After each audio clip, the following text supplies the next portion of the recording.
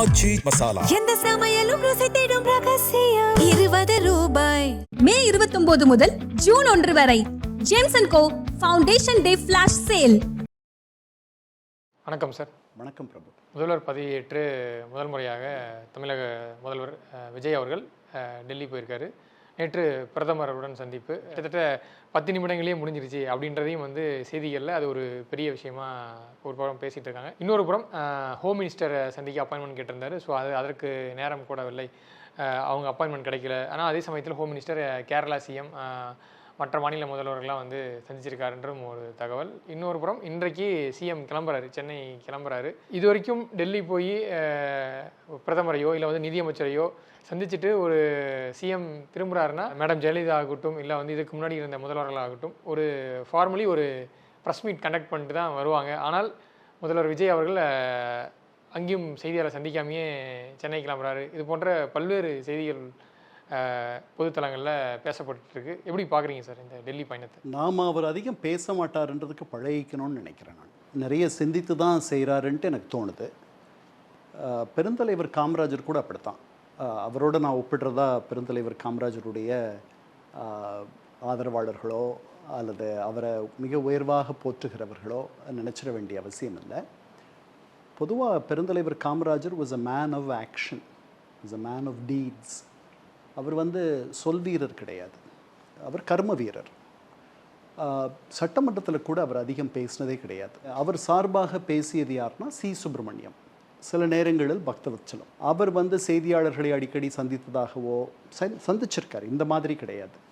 ஆனால் இது நாம் ஏற்கனவே பழகின ஒரு போக்கு தான். இதைத்தான் பிரதமரும் செய்கிறார். நம்ம பழகிட்டோம். 2014க்கு வந்த பிறகு, அவர் ஆட்சிக்கு வந்த பிறகு இன்றைக்கி 2026 12 ஆண்டுகள் ஆயிடுச்சு. அவர் வெளிநாடுகளுக்கு போனால் கூட செய்தியாளர்களை அவர் சந்திப்பதில்லை, பேசுவதில்லை. அதே மாதிரி தான். அதனால் பேசணும், அவர் தன் மனதில் இருக்கிறது சொல்லணும் அப்படின்ட்டு நாம் பெருசாக நினைக்க வேண்டிய அவசியம் இல்லை. இந்த பக்கம் இப்படி ஒருத்தர் இருக்கார், இன்னொரு பக்கம் ட்ரம்ப் மாதிரி ஒருத்தர் இருக்கார். மனசில் வர அத்தனையும் நமக்கு சொல்கிறார். 100ல் ஒரு 90% நமக்கு சொல்லிடுறார். ஒரு 10% தான் அவருக்குள்ளே வச்சுக்கிறார். அதனால் இது எது சரி அப்படின்றது காலம்தான் முடிவு பண்ணும். ஒவ்வொருத்தருக்கும் ஒரு பாணி, ஒரு ஸ்டைல் இருக்குது. நம்முடைய தமிழக முதல்வர் இந்த மாதிரி ஒரு பாணியை கைக்கொள்கிறாரோன்ட்டு எனக்கு தோணுது. அதுக்கப்புறம் ஆங்கிலத்தில் கன்ஸ்ட்ரக்டிவ் இன்ஆக்ஷன், கன்ஸ்ட்ரக்டிவ் ஆம்பிகுவிட்டின்னு சொல்லுவாங்க. அதாவது ஆக்கப்பூர்வமான ஒரு இரண்டும் கெட்டான் தன்மை. ஆம்பிகுவிட்டின்னா அப்படி தான், இந்த பக்கம் இருக்கீங்களா அந்த பக்கம் இருக்கீங்களா அப்படின்னு தெரியாது. அல்லது மதில் மேல் பூனை தன்மை. அது பல நேரங்களில் உங்களுக்கு உதவியாக இருக்கும். காலமே பல சிக்கல்களை நீங்கள் பேச வேண்டும் என்று காலம் உங்களுக்கு அந்த நேரத்தில் பேசணுன்ற மாதிரி இருக்கக்கூடிய சிக்கல்கள் காலமே பெருமளவு சரி பண்ணிட்டோம். சிலது மட்டும்தான் போகாது, அவங்களுக்கு நீங்கள் கண்டிப்பாக சொல்லியே தீரணுன்ற மாதிரி இருக்கும். அந்த மாதிரி இடங்களில் அவர் பேசுவார்னு நான் நினைக்கிறேன். உள்துறை அமைச்சர் அவரை சந்திக்காதது ஒருவேளை, அதாவது பாஜக தரப்பிலிருந்து ஒரு மத்திய அரசு என்பது எவ்வளவு பெரிய ஒரு இன்ஸ்டிடியூஷன், ஒரு அமைப்பு. நீங்கள் 30 முதல்வர்களில் ஒரு முதல்வர். நீங்கள் எவ்வளவு வேணாலும் உங்கள் மாநிலத்தில் நீங்கள் ஒரு மிகப்பெரிய புகழ்பெற்ற உங்களுக்காக உயிரை கொடுப்பதற்கு கூட எவ்வளோ பேர் இருக்கலாம்.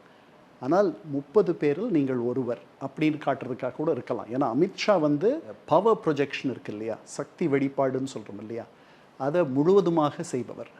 பிரதமர் அவரை சந்தித்ததும் அவர்களுடைய உடல் மொழியும் நீங்கள் பார்க்கும் பொழுது அவர் ஒரு தந்தைக்குரிய இடத்திலிருந்து அவரை சந்திப்பது போல் தெரிகிறது. அவங்க 2 பேருக்கும் கிட்டத்தட்ட ஒரு 25 ஆண்டுகள் வயது வித்தியாசம் இருக்குது. அதனால் ஒரு தந்தை இடத்துல இருந்து அவர் பார்க்குற மாதிரி இருக்குது. 2 பேரும் அந்த நம்ம படங்களெல்லாம் பார்க்கும் பொழுது ரொம்ப இயல்பாக இருக்குது.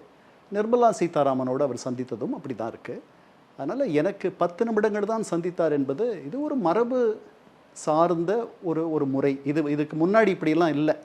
நரசிம்மராவ் காலத்திலேயோ அல்லது மன்மோகன் சிங் காலத்திலேயோ அப்படிலாம் இல்லை. இப்போ முதல்வர்கள் ஆட்சிக்கு வந்த பிறகு ஒரு புதிய ஆட்சி மாற்றம் நடந்த உடனே பிரதமரை போய் மரபு வழி சந்திப்பது என்பது அப்படி ஆயிடுச்சு. அதை ஒரு மரியாதை நிமித்தமான சந்திப்பு. இது இன்னையிலிருந்து இன்னும் 5 ஆண்டுகளுக்கு நான் உங்களை நாடி வருவேன், உங்களிடத்தில் உதவிகளை கேட்பேன், நீங்கள் எனக்கு உதவக்கூடிய இடத்துல இருக்கிறீங்க, நான் உங்களோட தேவையில்லாத ஒரு கடும் மோதல் போக்கை கை கொள்ள மாட்டேன்.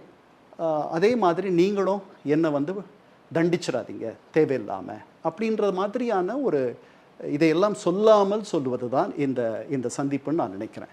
அதனால தான் அவர் வந்து இதுக்கு முன்னாடி போனவர்கள்லாம் இப்போ ஜெயலலிதாலாம் 96 பக்க வேண்டுகோள் அறிக்கையை கொண்டு போய் குறிப்பாணையை கொண்டு போய் கொடுத்தாங்க. போன முறை 2021 மேனாள் முதல்வர் ஸ்டாலின் போகும்பொழுது 25 கோரிக்கைகள், மதுரையில் எய்ம்ஸ், மெட்ரோ ரயில் விரிவாக்கம், கோயம்புத்தூர் மதுரையில் வந்து உங்களுக்கு மெட்ரோ, இந்த மாதிரி பல, அப்புறம் ஜிஎஸ்டி பகிர்வு, வராத நிதிகள், தமிழ் மீனவர்கள் இலங்கை கடற்கரை பகுதிகளில் பிடிக்கப்படுவது, இது மாதிரி ஒரு பெரிய வேண்டுகோள் இருந்துச்சு. இவர் ஒரு 4 வேண்டுகோள்களை மட்டும் அந்த 10 நிமிடத்தில் முன்னிறுத்தினார். ஒன்று வந்து ஒரு குறியீட்டு வேண்டுகோள், அது வந்து இந்த தமிழ் தாய் வாழ்த்து. அதில் கூட அவர் என்ன சொல்கிறார், உங்களுடைய தயவை நான் எதிர்பார்க்கிறேன்ற மாதிரி தான் அந்த வேண்டுகோள். நீங்கள் எனக்காக கொஞ்சம் இறங்கி வரலாம், வருவதற்கான வாய்ப்பு இருக்குது, இல்லை வராமல் போகிறதுக்கான வாய்ப்பும் இருக்குது, தெரியாது, அது நமக்கு இன்னும் கொஞ்ச நாளில் தெரிய வரும். அதற்கப்புறம் வந்து இந்த மீனவர் பிரச்சனையை அவர் சொல்கிறார், அது போகாத பிரச்சனை. மேகதாட்டுல அவங்க வந்து ஆமாம், அதுக்கு ஏன்னா 25 மே நமக்கு சாதகமில்லாத அந்த நம்முடைய கோரிக்கை மனுவை உச்சநீதிமன்றம் தள்ளுபடி பண்ணிடுச்சு. அதை எதுக்கு அங்கே போய் கேட்கணும் அப்படின்ட்டு சில பேர் சொல்கிறாங்க. சில பேர் சொல்கிறாங்க இன்றைக்கெல்லாம் அவருக்கு பேசியிருக்கணும், இன்றைக்கி அவர் பேச வேண்டிய இடம் சோனியா காந்தியிடம். சோனியா காந்தி கிட்ட போய் நீங்கள் இந்த உதவியை எங்களுக்கு உங்கள் அரசுக்கிட்ட சொல்லி பண்ணித்தாங்கன்ட்டு. அதையும் அவர் பண்ணுவாருன்னு தான் நான் நினைக்கிறேன். ஒருவேளை பண்ணலாம், தெரியாது நமக்கு. நம்ம பின்னாடி அவர்கள் சந்திப்புக்கு பிறகு வரக்கூடிய அறிக்கையை பார்த்து நம்ம தெரிஞ்சுக்கலாம். ஆனால் அவர் முறையாக கேட்க வேண்டிய இடம் பிரதமர் தான், அதை தான் அவர் பண்ணார். அதுக்கப்புறம் 2-3 அமைப்புகள், அந்த அட்வான்ஸ்ட் காம்பேட்டிவ் ஏர்கிராஃப்ட் சென்டர் தமிழ்நாட்டில் அமைக்கணும்னு சொல்லியிருக்காரு. இன்னொன்று கேட்டிருக்காரு, அது ஏற்கனவே தெலுங்கானாவுக்கு போகிற மாதிரி இருக்குன்னு சொல்கிறாங்க, DRDO. அதனால் இந்த மாதிரி சிலதெல்லாம் இங்கே அமைக்கணும்னு சொல்லியிருக்கார். இது வந்து ஒருத்தர் அதாவது இது வந்து ஒரு சடங்கு. இந்த சடங்கு ஒரு மகிழ்ச்சியாக, ஒரு இன்பமாக போகணுன்றது தான் 2 பேரும் விரும்பின மாதிரி எனக்கு தெரியுது. அப்படி நடந்திருக்கு. அதனால் தமிழ்நாட்டுக்கு நல்லது நடக்கும்னா ரொம்ப மகிழ்ச்சி. ஸோ நீங்கள் சொன்னீங்க காமராஜர் மேன் ஆஃப் ஆக்ஷன்.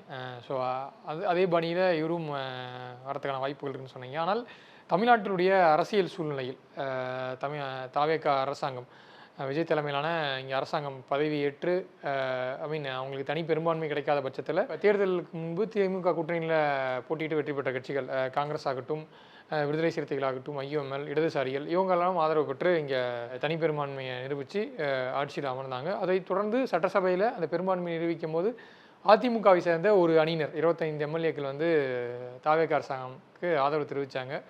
ஆனால் அதன் பிறகு நடந்த விஷயங்கள்லாம், அதிமுகவிலிருந்து ஒரு 4 MLAக்கள் தங்களுடைய பதவியை ரிசைன் பண்ணிட்டு போய் தமிழக வெற்றி கழகத்தில் சேர்ந்துருக்காங்க. இது வந்து லீகலி இது வந்து ஒரு தவறு இல்லை அப்படின்றத ஏற்றுக்கிட்டாலும், இன்னொரு புறம் இது மாரலி ஒரு அறம் சார்ந்து இது எப்படி வந்து ஏற்றுக்கொள்ளக்கூடியதாக இருக்கும். நீங்கள் வந்து ஒரு தூய சக்தின்னு சொன்னீங்க. தேர்தல் அந்த கவர்னர் சந்திக்கும் போதே வந்து குதிரை பேரம் நடக்குதுலாம் வந்து எதிர்கட்சிகள் விமர்சனத்தை முன் வச்சாங்க. ஆனால் இன்றைக்கு உறுதிப்படுத்துகிற வகையில் MLAக்கள் ரிசைன் பண்ணிட்டு தாவேக்கால இணைந்திருக்காங்க. இது எந்த வகையில் ஏற்றுக்கொள்ளக்கூடியதாக இருக்கும்? தமிழ்நாட்டு வரலாற்றில் தேர்தல் முடிந்து குறுகிய நாளுக்குள்ளே ஒரு 4 MLAக்கள் ரிசைன் பண்ணிட்டு இன்னொரு கட்சியில் போய் சேர்றது எந்த விதத்தில் அக்செப்ட் பண்ணக்கூடியதாக இருக்கும்ன்றதை வந்து இங்கே பலதரப்பட்டிருந்து விமர்சனங்களாக முன்வைக்கப்படுது. இது எப்படி பார்க்குறீங்க சார்? இல்லை, இது அவர் பண்ணாத இருந்திருக்கலாம், அப்படித்தான் நினைக்கிறேன்.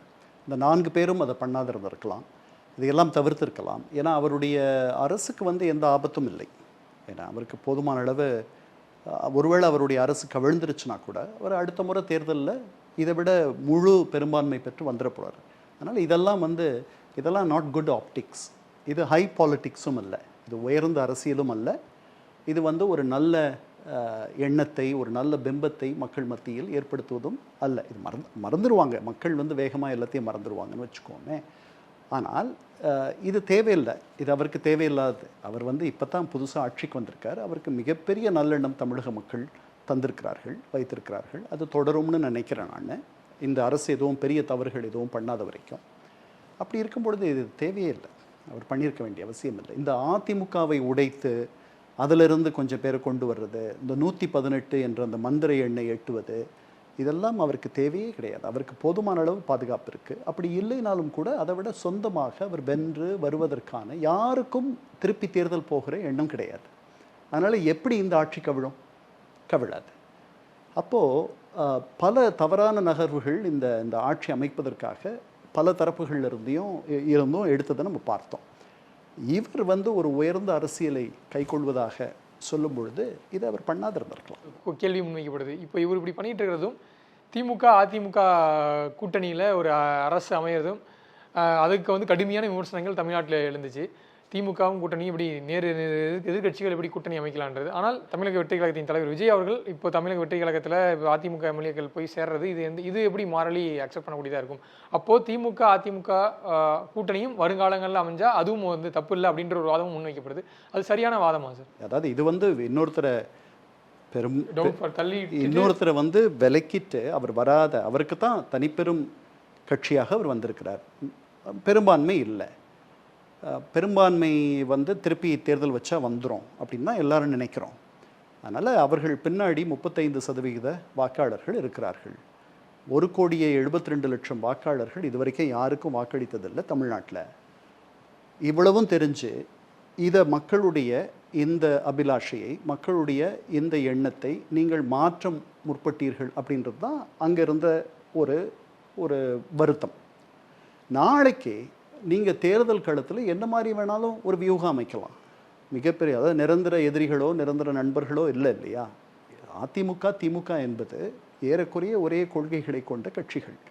அதிமுகவினுடைய உதயம் 2 பெரிய தலைவர்கள் மத்தியில் எழுந்த தனிப்பட்ட கருத்து மோதல்கள், தனிப்பட்ட மனஸ்தாபங்கள். அவங்க 2 பேரும் இன்னைக்கு இல்லை, அவங்க போயிட்டாங்க. இன்னைக்கு ஒரு புது அரசியல் எதிரி, ஒரு புது அரசியல் என்ன சொல்கிறது, ஒரு களம் அமைஞ்சிருக்கு. இந்த களத்தில் நாம் 2 பேரும் கைகோத்தா தான் இந்த எதிர்ப்பை சமாளிக்க முடியும்னு அவங்க நினச்சி, அந்த காரணத்தினால அவர்கள் 2 பேரும் ஒரு தேர்தல் கூட்டணி வச்சுக்கிறாங்கன்னா அதை நாம் என்ன குறை சொல்ல முடியும்? பாமக தலைவர் அன்புமணி ராமதாஸ் என்ன சொல்லியிருக்காருன்னா, இது நீங்கள் தவறு செஞ்சிட்டீங்க, இந்த மாதிரி எம்எல்ஏக்களை ரிசைன் பண்ண வச்சது, மக்கள் தேர்ந்தெடுக்கப்பட்டு இந்த குறுகிய காலங்களில் இடைத்தேர்தலை சந்திக்கிறோன்னா, அப்போது ஆளுங்கட்சிக்கு எதிராக நாங்கள் இங்கே இருக்கக்கூடிய எதிர்கட்சிகள்லாம் சேர்ந்து ஒரு பொது வேட்பாளரை நிறுத்தவும் முயற்சி போன்ற துணியில் ஒரு ப்ரெஸ் மீட்டில் சொல்லியிருக்காரு. அதுவும் ஒரு சரியான நிறுத்தலாமே. மக்கள் தான் முடிவு பண்ணணும். மக்கள் தீர்ப்பு மகேசன் தீர்ப்பு. என்ன வாக்ஸ் பாப்புலை வாக்ஸ் டெய். அதனால் அவர்கள் அவங்க என்ன வேணாலும், தேர்தல் களத்தில் எல்லாமே ஃபேர், எல்லாமே நியாயமானது. நீங்கள் அது ஒரு வெளிப்படைத்தன்மையோடு நீங்கள் ஒருத்தரை எதிர்க்கிறீங்க. நீங்கள் உங்களுடைய அரசியலில் எங்களுக்கு உடன்பாடு இல்லை, அதனால் நாங்கள்லாம் எங்களுக்குள்ள 1000 கருத்து வேறுபாடுகள் இருந்தாலும் இந்தியா அலையன்ஸ் அங்கே என்ன ஒன்றுபட்டவர்களாக சேர்ந்திருக்கிறார்கள். அவர்களுடைய ஒரே நோக்கம் என்ன? பாஜகவை வீழ்த்துவது. அங்கே சிபிஎம் இருக்காங்க, சிபிஐ இருக்காங்க. சிபிஎம்மும் சிபிஐயும் காங்கிரஸுக்கு எதிரானவர்கள். டிஎம்சி இருக்காங்க. டிஎம்சிக்கும் காங்கிரஸுக்கும் பெரிய உறவு கிடையாது. டிஎம்சிக்கும் சிபிஐ சிபிஎம்முக்கு பெரிய உறவு கிடையாது. அதனால் இவர்களெல்லாம் சேர்ந்து ஒவ்வொரு இடத்துல அவர்கள் தான். கேரளாவில் நீங்கள் எடுத்துக்கிட்டிங்கன்னா எதிர்கட்சிகள், நேற்று பினராயி விஜயன் வீட்டில் நடந்த அமலாக்கத்துறை சோதனைக்கு பிறகு அவர் என்ன சொல்கிறாரு? ராகுல் காந்தி மகிழ்ச்சி அடைவார் அப்படின்னு சொல்கிறார்.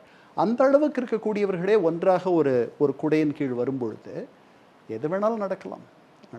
அதில் ஒன்றும் தவறாக எனக்கு தெரியல. அப்படி அவர்கள் ஒரு பொது வேட்பாளரை நிறுத்தினால் அதில் ஒன்றும் தப்பு கிடையாது. ஸோ இன்னொரு புறம் கடந்த காலங்கள்லாம் இந்த அதிகாரிகள் நியமனம் அது இப்போ ஒரு அரசு மாற்றம் அடையும் பொழுது அதிகாரிகள் மாற்றப்படுவாங்க. அந்த அரசுக்கு இணக்கமான அதிகாரிகள் ஐஏஎஸ் ஆஃபீஸர்ஸ் ஐபிஎஸ் ஆஃபீஸர்ஸ் பணியமர்த்தப்படுவாங்க. இப்போது இந்த தாவேகா அரசாங்கம் அமைந்த பிறகும் திமுக ஆட்சியில் அங்கே பவர் சென்டராக இருந்த சில அதிகாரிகள் மீண்டும் அவங்களுக்கு பதவி கொடுத்து இங்கே அமர வச்சுருக்கீங்க. நீங்களே கடந்த காலங்களில் அந்த அதிகாரிகள் மீது வெளிப்படையான விமர்சனங்கள்லாம் முன் வச்சுருக்கீங்க. பட் கவர்மெண்ட் நீங்கள் உங்ககிட்ட ஒரு பவர் வந்திருக்கு, மீண்டும் நீங்கள் அவங்கள அதிகாரத்தில் அமர்த்துவது எந்த விதத்தில் நியாயமான ஒன்று அப்படின்ற கேள்விகளும் இப்போ அரசை நோக்கி எழுது. இது 2 விதமாக பார்க்கலாம். ஒன்று கடந்த கால ஆட்சியில் நடந்த குளறுபடிகள்லாம் நேரடியாக தெரிஞ்சுக்கணும், அது இந்த தவறுகள் நடக்காமல் இருக்கிறதுக்கான இந்த அதிகாரிகள் நியமனம் நடக்குதா, இல்லை அந்த அதிகாரிகள் எந்த ஆட்சி வந்தாலும் தாங்கள் இப்போ பவர் சென்டராக தான் இருப்போம்ன்றதை நிரூபிக்கிறதுக்காக இந்த மாதிரியான விஷயங்கள்லாம் முன்னெடுக்கிறாங்களா அப்படின்ற 2 கேள்விகள் இருக்குது. இது எப்படி பார்க்குறீங்க சார்? எனக்கு நம்ம 2வது தான் தோணுது.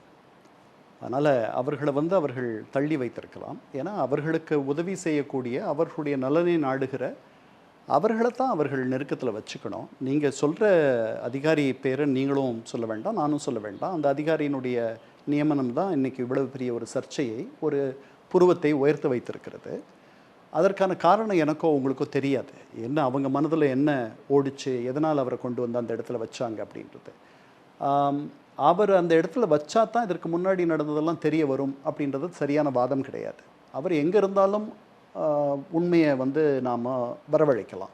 அதனால் அந்த இடத்துக்கு அவரை அனுப்பித்தான் அங்கேருந்து தான் அது கொண்டு வரணும் அப்படின்றதெல்லாம் இவ்வளவு பெரிய ஒரு தமிழ்நாடு அரசு என்பது ஒரு மிகப்பெரிய ஒரு பெரிய அமைப்பு.